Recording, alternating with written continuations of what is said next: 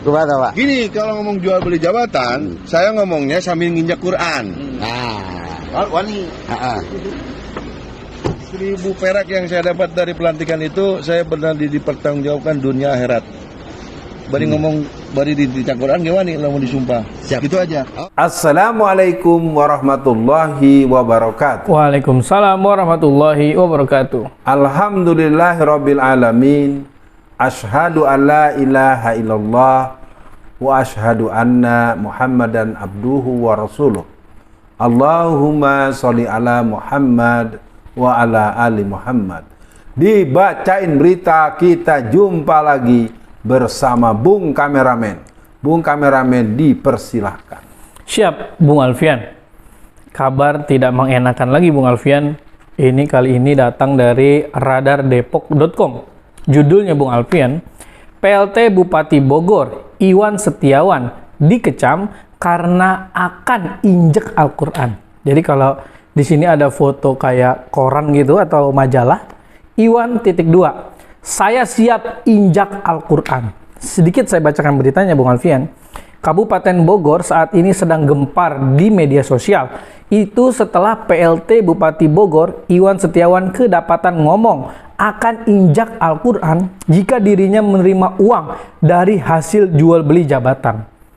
Saya nggak mau lanjutkan, udah terlanjur kesel. Bagaimana respon awal ya, Bung Alfian? Bismillahirrahmanirrahim. Saya bukan kesal tapi marah. Betul. Sudah sampai ke ubun-ubun dan ini ghirah.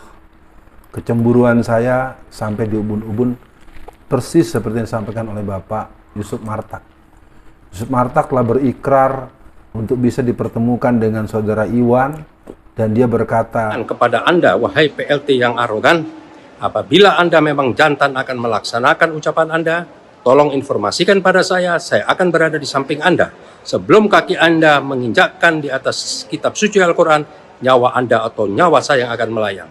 Saya mengatakan pada Bung Kameramen dan seluruh pemirsa, ini adalah bentuk penampakan. Test of water yang terus-menerus, uji ombak yang terus-menerus. Kemarin kita baru mendengar ada orang yang melecehkan eksistensi pengajian dan berefek luas pada yang bersangkutan. Betul. Kita sebelum juga mendengar ada orang yang berani mengatakan jangan mau dibohongi, tanda kutip ya, mungkin bahasanya nggak begitu, tapi melecehkan dan meremehkan hari akhirat. Betul. Dan banyak lagi. Bahkan ada orang yang murtad lalu kemudian dengan teriak-teriak meminta agar 300 ayat Al-Quran dihilangkan dari Al-Quran. Dan ini harusnya pemerintah segera bersikap. Betul. Tangkap Iwan Setiawan. Soal dia minta maaf dan segala macam itu urusan dia dengan omongan yang dia lakukan. Tapi secara delik dia sudah kena dengan pasal 156A. Dan ini sangat meyakinkan karena dia menyatakan itu didengar oleh orang banyak dan sudah direspon oleh banyak tokoh-tokoh yang ada di Bogor, para ulama, para habaib, dan para tokoh-tokoh masyarakat. Jadi artinya pun dia berteriak-teriak minta maaf, maaf itu urusannya adalah pernyataan terhadap apa yang dia sadari. Tapi kesalahannya harus berhadapan dengan pasal dan hukuman yang harus dia hadapi. Begitu Bung Kameramen. Iya, Bung Alfian, memang setelah saya mendapat kabar dari Bung Alfian bahwa ada pejabat di Bogor yang ingin injak Al-Quran, saya kemudian mencari berita tersebut, Bung Alfian. Nah, yang muncul atau beredar di awalnya, Bung Alfian, di Google itu bahwa beliau ini meminta maaf, mengaku khilaf, bahkan ada berita-berita yang saya klik tiba-tiba sudah hilang, Bung Alfian. Nah, tapi mungkin karena respon dari tokoh-tokoh begitu masif, akhirnya semodel detik.com pun akhirnya memberitakan di hari ini, Bung Alfian. Padahal itu kalau tidak salah kejadiannya beberapa hari yang lalu, Bung Alfian. 5 hari yang lalu. Nah, di Detik News itu judulnya PLT Bupati Bogor minta maaf sempat bilang injak Al-Quran. Saya khilaf. Nah, dengan fenomena ada berita yang hilang, terus masifnya seolah-olah seperti buzzer tuh, Bung Alfian, berita-berita yang udah minta maaf loh dia, udah merasa khilaf loh. Ini gimana, Bung Alfian, kita mensikapinya, Bung Alfian? Yang dialami oleh tokoh-tokoh Islam adalah orang-orang yang dianggap tidak pro kepada rezim. Baru slip of tongue yang kecil saja jadi masalah. Dan tidak ada kata tiada maaf bagimu. Buat saya, maafnya kita tidak akan bantah, tapi hukumannya harus terus digulirkan. kepada seluruh jajaran, kepada seluruh aparat kepolisian, aparat pihak terkait, catat bahwa dia adalah DPO. Iwan Setiawan DPO baik oleh aparat maupun oleh umat.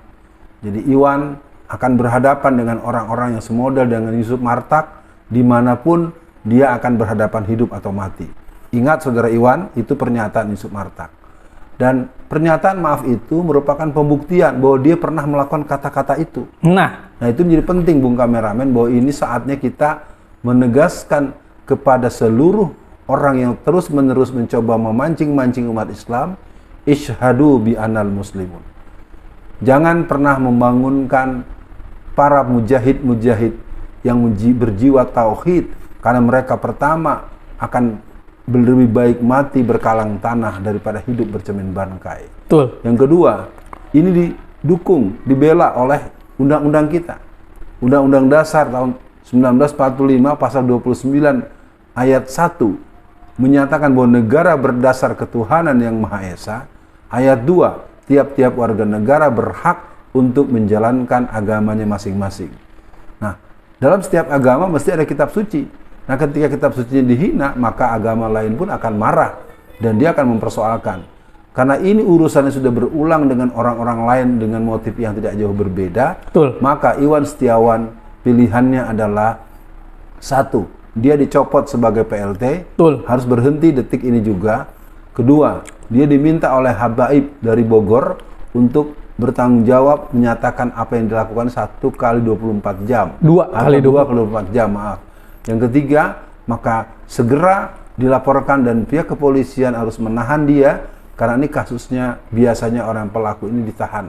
Dan untuk itu diproses selama proses penahanan itu. Iya, Bung Alfian.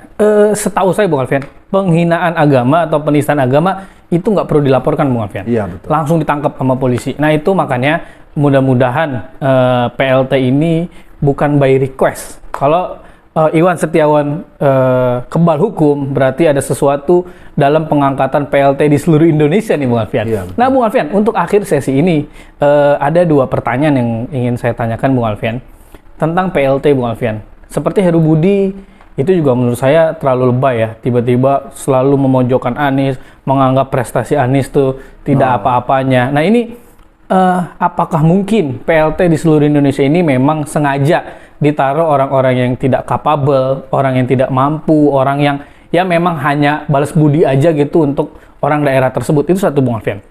Dan yang kedua, Ustadz Yusuf Martak dari Mekah mengecam perbuatan si PLT Bogor ini, Bupati Bogor ini, dengan menantang beliau lah ya. Nah, kemudian Habib yang tadi juga ingin ada penjelasan 2 kali 24 jam. Dan pertanyaan yang kedua, bagaimana jika orang ini tetap menjabat dan tidak diapa-apakan, dalam tanda kutip dilindungi oleh rezim? Bagaimana, Bung Alfian? Yang pertama, memang kita mendengar juga beberapa kelakuan dari PLT di berbagai daerah. Dari yang bicaranya kasar, dari yang membentak, menghardik, dan melakukan tindakan-tindakan yang tidak patut sebagai pejabat publik. Ini perlu dipersoalkan karena menjadi pejabat itu kan pelayan masyarakat. Iya. Harus memahami bahwa dia pejabat publik. Bukan raja dan Anda bukan preman-preman berbaju seragam Pemda, itu satu. Bukan Jadi, menang hasil pemilu ya? Iya, dan juga memang Anda sebenarnya haram itu jabatannya, karena Anda tidak mendapatkan, Anda dapat dari siapa? Yang namanya pejabat sementara, ya 6 bulan, pantas lah gitu ya. Ya paling lambat setahun, ini hampir 3 tahun, 2 tahun lebih gitu kan, keterlaluan kan. Nah, menurut hemat saya untuk warga Bogor, mari lakukan konsolidasi yang cukup masif, dan kita akan jemput dia ke rumahnya. Saya himbau untuk kasus Iwan Setiawan ini, jemput dia ke rumah atau dimanapun dia berada, dan dia harus dibawa ke pihak kepolisian, ke polsek terdekat atau ke Polresta Bogor, dan harus diserahkan, karena sebetulnya betul Bung Kameramen, ini kasusnya kasus yang tidak perlu menunggu delik aduan, dia cukup karena kesalahannya sudah tersiar luas. Iya, betul. Dan permohonan maaf yang dibela media-media, Anda ngapain bela-belain dia? Anda berapa urusannya dengan dia? Ya, apakah Anda juga mendukung Al-Quran itu diinjak? Saya pikir mohon maaf para media, cukuplah beritakan apa yang terjadi, karena itu pernyataan yang bersangkutan. Betul. Dan itu dalam rangka menjawab masyarakat yang berinteraksi atau beradu omong dengan dia.